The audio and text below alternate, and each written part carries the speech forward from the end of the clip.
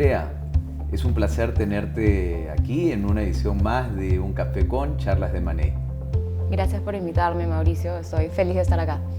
Bueno, en esta ocasión, Andrea, nos interesa conversar acerca del valor agregado que pueden otorgar las pólizas de seguro, de las representaciones y garantías, que son usualmente un tema de gran discusión entre comprador y vendedor en las transacciones de M&A. Yo sé que hoy en día en Latinoamérica es un producto bastante reciente, pero te explico por qué desde mi perspectiva es un producto que hace que la transacción sea mucho más eficiente.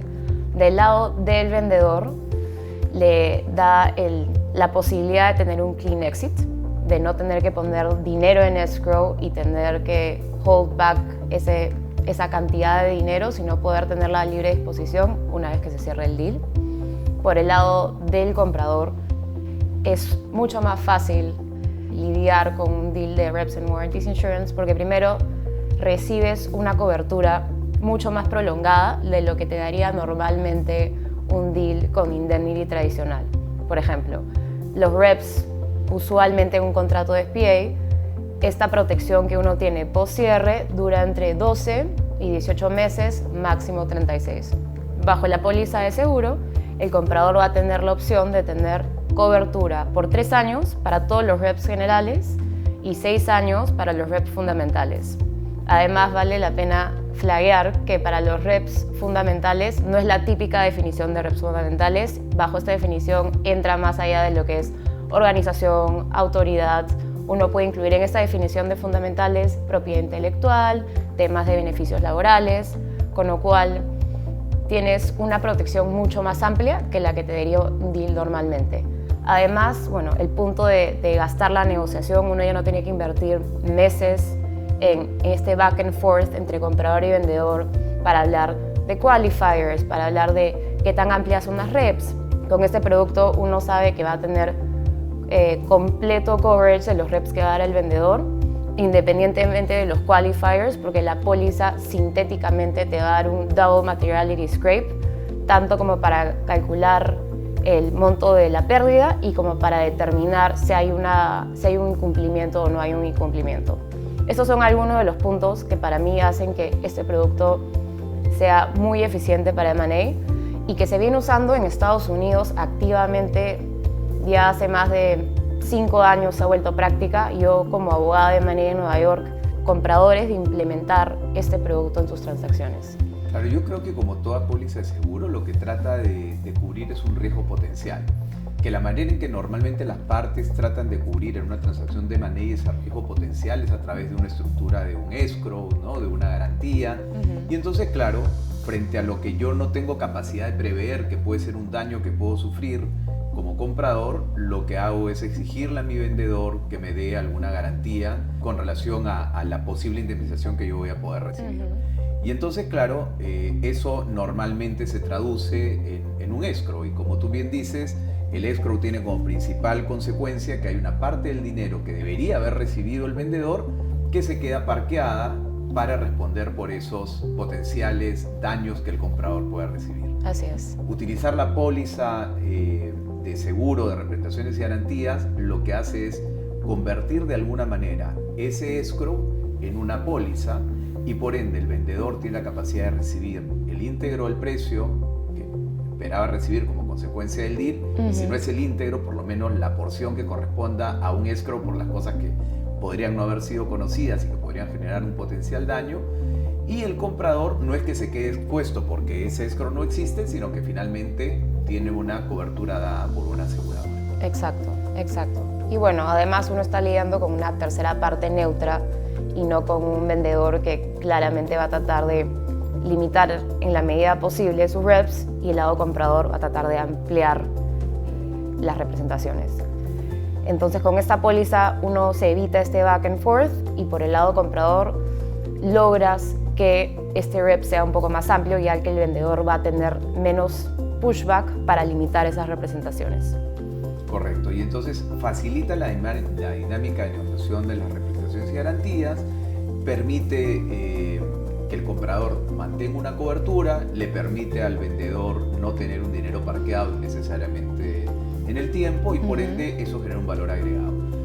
La pregunta es, ¿Qué tanto esto puede ser aplicado a transacciones que ocurren en un mercado más doméstico? Porque tú nos hablabas de tu experiencia en Nueva York y efectivamente eso es algo que viene ocurriendo en Nueva York y en otras jurisdicciones del mundo desde hace ya algunos años, pero no necesariamente con el mismo nivel de intensidad en esta parte del mundo y en todas las transacciones o en todos los sectores. Entonces, cuéntanos un poquito cómo ha ido esa evolución hacia el mercado latinoamericano, propiamente el mercado peruano, si fuera el caso. Es verdad, y es una gran pregunta y es el típico punto que me hacen muchos abogados en Latinoamérica, es no lo hemos visto tan seguido, digamos, han visto 1 o 2 deals con Reps and Warranties Insurance, si es que lo han visto, y la experiencia que tuvieron quizás hace 2 o 3 años fue un poco engorrosa, fue larga, el producto era un poco más caro, pero la verdad es que la dinámica ha cambiado mucho para Latinoamérica. Si tú me hablabas a mí hace 3 años, te hubiese dicho que habían 2 o 3 aseguradoras interesadas en cubrir riesgos de targets y empresas operativas en Latinoamérica.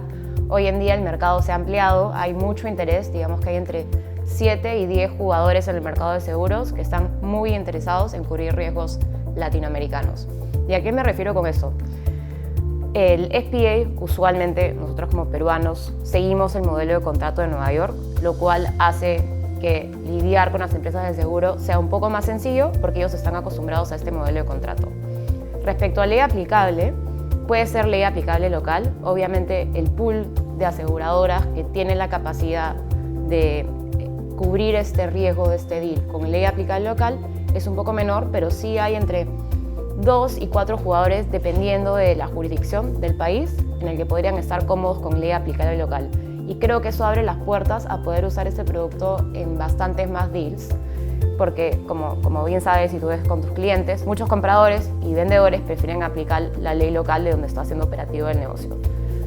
Otra pregunta que normalmente surge es, oye, ¿esto solamente funciona para deals por encima de, no sé, 150 o 200 millones de dólares?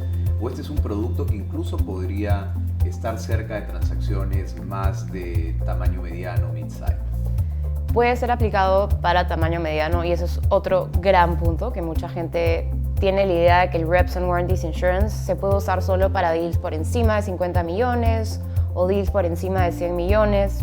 Un punto a tomar en cuenta es que las aseguradoras tienen primas mínimas. Entonces, el costo del seguro, el precio base va a ser entre 200 y 300 mil dólares dependiendo de la aseguradora. Si uno está con un deal un poco más pequeño, digamos que es un deal de 20 millones de dólares, quizás ese costo represente un costo un poco alto, pero la manera en que nosotros lo tratamos de enfocar es, si tu prima mínima va a ser mínima, independientemente de si tu límite de compra sea por 2 millones de dólares o 4 millones de dólares, lo que sugerimos hacer es conseguir una póliza con un límite un poco más alto, no el 10 o 15% que es el típico para deals medianos grandes, sino conseguir un límite de póliza de 20 o 25%, ya que la prima mínima siempre va a estar ahí. Entonces, el costo va a ser muy similar entre conseguir un límite de 2 millones o 3 o 4 millones para deals más pequeños. Y yo he tenido experiencias con deals entre 18 millones de dólares, hablando de Latinoamérica, hasta en los billions. Entonces, es un producto que es aplicable para una gama muy amplia de precios de enterprise values. Ahora, en las pólizas de seguros y garantías, para tratar de llevarlo a la estructura tradicional de un M&A, el monto de cobertura al que te refieres, ¿no es cierto?, es muy parecido a lo que vendría a ser el CAP de una transacción de M&A. Entonces uno sustituye el CAP, que era el monto máximo que eventualmente le habría podido reclamar al vendedor, lo sustituye por el monto máximo de cobertura de la póliza. Tal cual. Ahí se asemeja. Y luego también me imagino que así como ocurren las transacciones de M&A y hay un basket que es ese monto que el vendedor dice, oye, hasta por esta cantidad de daños yo no quiero verme obligado a resarcirte, y el comprador eventualmente puede aceptar que así sea con carácter deducible. Me imagino que aquí estamos hablando de algo similar en la póliza de seguro, que pasan a tener también un deducible. Exacto, como en cualquier póliza de seguro, en el seguro de Reps and Warranties hay un deducible o el retention, como le decimos en el mercado americano, y este retention equivale para un deal entre 1% o 0.8% con un drop down, una caída en ese deducible luego de un año, justo para simular lo que pasaría en una cuenta de escrow en un deal tradicional. bajando a 0.6, 0.5%. Entonces, la verdad que ese drop-down refleja lo que pasaría con una cuenta escrow normalmente o lo que pasaría en la dinámica de un... Exactamente. Y es importante recalcar que para el deducible uno va agregando montos. No es un de minimis, sino cualquier reclamo va llenando el deducible hasta llegar al 1%, 0.8%, el deducible que haya sido negociado en la transacción, y en el segundo año, claro, con este drop-down de 2 o 3 puntos. Que ese es otro también interesante porque sales del mundo de negociar, por ejemplo, el monto del de minimis, te olvidas de él tomando una póliza de seguro reps and warranties, donde ya básicamente el basket de la transacción tradicional deducible en el caso de la póliza se va llenando con cualquier daño sin importar la cuantía que ese daño tuviese hasta que llegue al monto del deducible. Exactamente. Excelente. Y a ver, ya para ir terminando, Andrea, con esto, ¿tú has visto que este es un producto que empieza a tener cada vez más acogida en los mercados latinoamericanos? ¿Cómo vas viendo el interés, los costos también que están vinculados a esto? Y quizás una pregunta es, aquí hay dos partes que tienen una ventaja. Un vendedor que se libera de tener dinero parqueado, por ejemplo, a través de un escrow. Exacto. Y un comprador que puede tener una mejor capacidad de negociación con un vendedor, más aún en el contexto de un proceso competitivo. Dicho esto, y dado que hay dos partes que se benefician, ¿cómo ves tú la distribución de los costos de las pólizas de seguro entre comprador y vendedor? Claro, en tu primer punto, Latinoamérica sí estamos viendo bastante más tracción. Este empuje viene muchas veces, en nuestra experiencia, de vendedores que vienen del extranjero, quisiendo vender sus compañías operativas en Latinoamérica mediante un proceso competitivo.